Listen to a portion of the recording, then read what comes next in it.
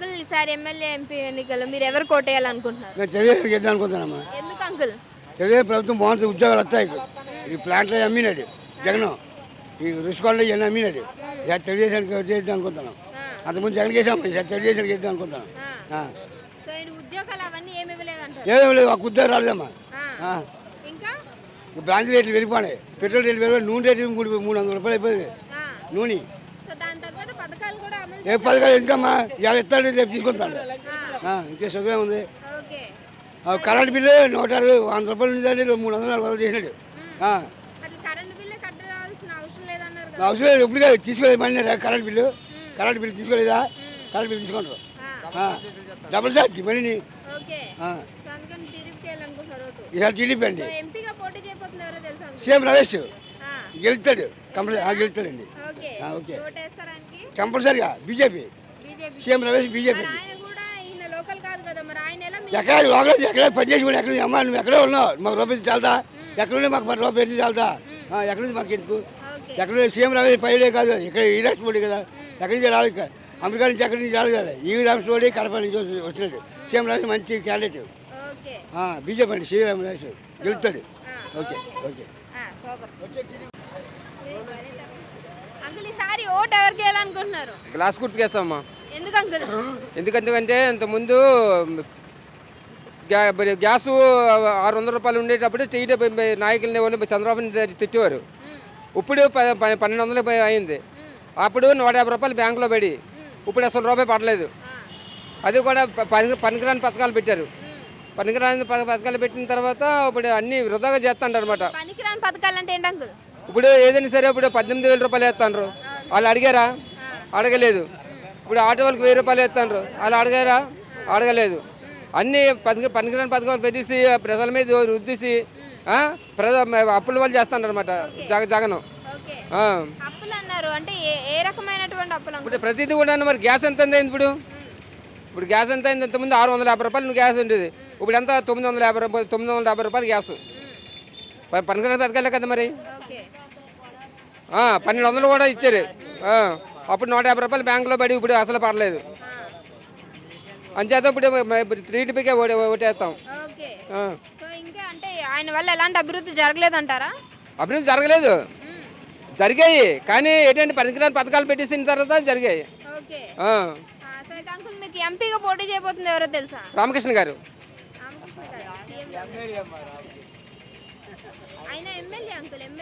MLA ఎంపీగా తెలుసా? MP ఇంకా తెలియలేదు. ఇంకా సీఎం రమేష్ గారా ఇంకా తెలియలేదు. ఇంకా కూటమి నుంచి లేట్ గా ప్రిపరేషన్ చేశారనమాట.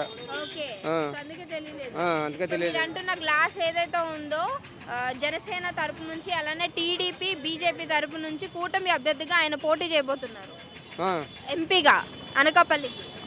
మరి ఆయనకి మీ ఓటేస్తారా? ఎవరికి? ఎంపీకి. ఏదైనా సరే ఎంపీలు కానీ ఎమ్మెల్యే కానీ ఏదో టీడీపీకి వేస్తాం మేము. గ్లాసు టీడీపీ అంతే. ఓకే. ఆంటీ ఈసారి మీ ఓటు ఎవరికి వేయాలనుకుంటున్నారు? మేమా తెలుగుదేశంకి వేయాలి. ఎందుకండి?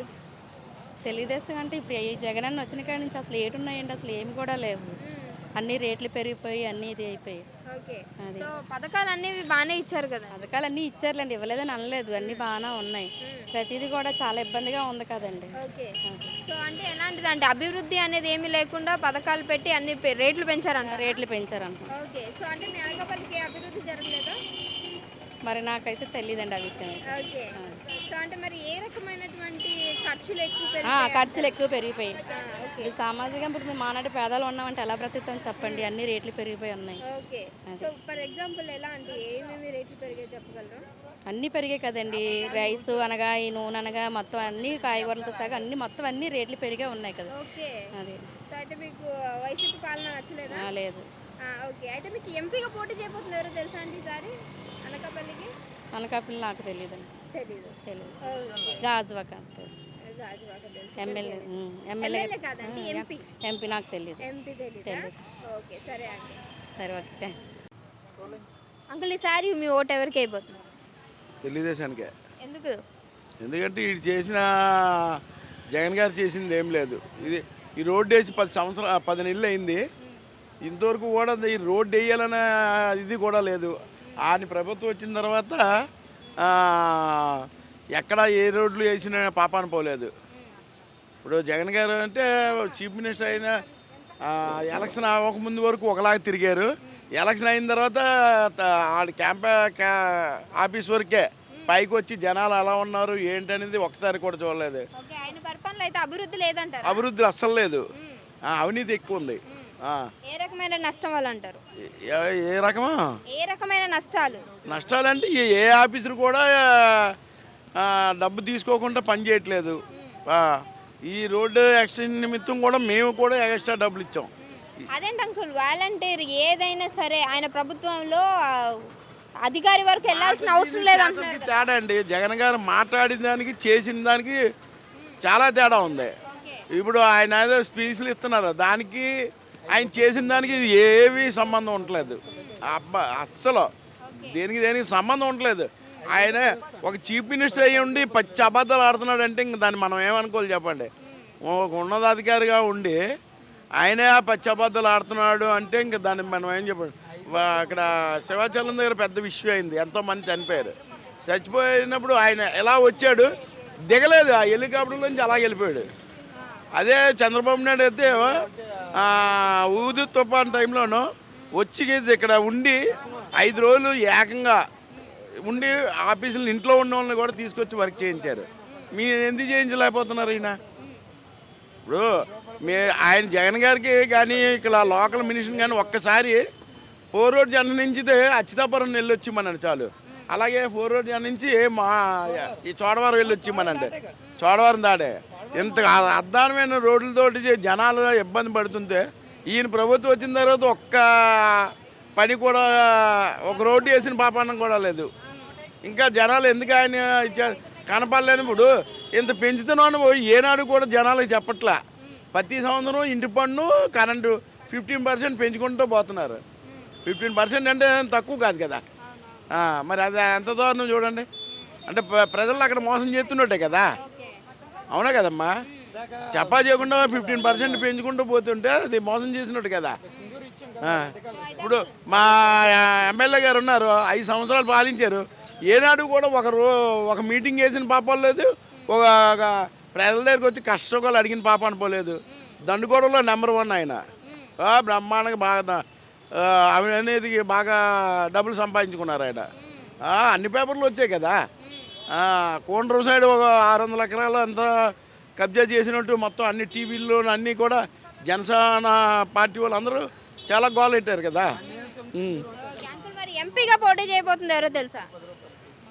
బుడిది ముత్యాల నాయుడు అనుకుంటున్నారు. ఇంకా కన్ఫర్మ్ అయిందో లేదో నాకు తెలియదు. ఇంకా మరి కూటమి నుంచి ఎవరు చేయబోతున్నారు? మీ టీడీపీ అన్నారు, సీఎం రమేష్. అది కూడా తప్పే. అది ఎక్కడో ఉన్నోడిని తీసుకొచ్చి లోకల్గా ఎత్తే ఆయన జనాలు ఎలా నమ్మగలరండి? కళ ఏదో గెలిపించారు, ఏదో ఆయన కలవాలంటే ఎక్కడ పోవాలా? ఆయన స్వస్థలం ఏంటో జనాలకు తెలీదు.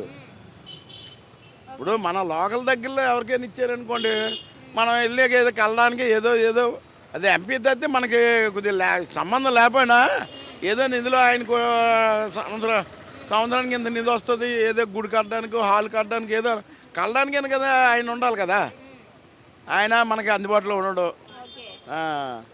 అందుబాటులో ఉండడానికే ఉన్నారేమో కదా. అంటే ఎంపీగా అంటే మీకు అభివృద్ధి తేవడానికి ఆయన పని చేస్తున్నారు. అవునమ్మా, కరెక్టే. ఆయన కలవాలంటే ఆయన ఎక్కడ పట్టుకోవాలి? మనం ఎక్కడ పట్టుకోవాలి? ఆయన స్వస్థలం ఏంటో మాకు తెలీదు. అలా స్వస్థలం ఎక్కడో తెలిస్తే అప్పుడు వెళ్ళి ఆ పలానా ఊర్లో పలానా పక్కన అంటే మనం వెళ్ళి కలడానికైనా ఆయన స్వస్థలం ఏంటో తెలీదు మనకి.